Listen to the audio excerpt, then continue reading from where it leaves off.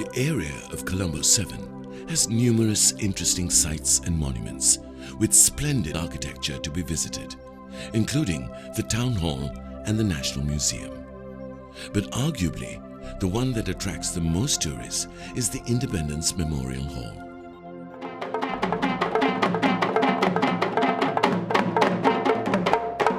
This area, formerly known as Torrington Square, is now referred to as the Independence Square.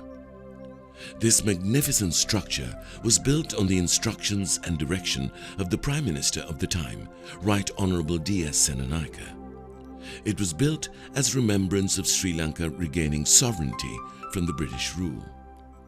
However, the construction of the building actually commenced a year after Sri Lanka, formerly Ceylon, regained independence.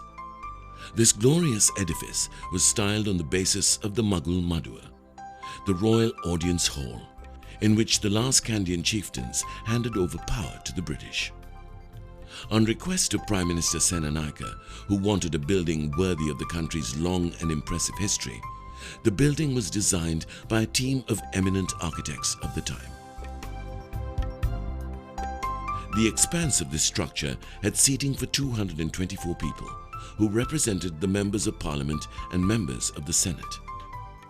Seating for another 25,000 people was possible in the open-air area outside the building, and finally 100,000 people could have been accommodated throughout the spaces around where the hall is located. The building is filled with interesting architectural and culturally significant features, both externally and internally. Facing the Independence Avenue with an imposing stature is the father of the nation and the first Prime Minister of Sri Lanka, Right Honourable D.S.Senanayake. He is surrounded by 4 lions with a fearsome demeanour. These lions are recreated statues based on the 13th century Yapahua Kingdom archaeology site. The exterior also has rows of lions facing outwards and ringing the monument.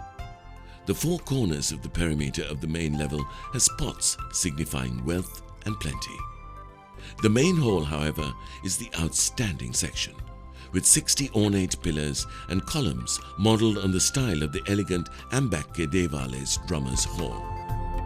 The Ambakke temple from the 14th century differs from that it is entirely constructed from wood.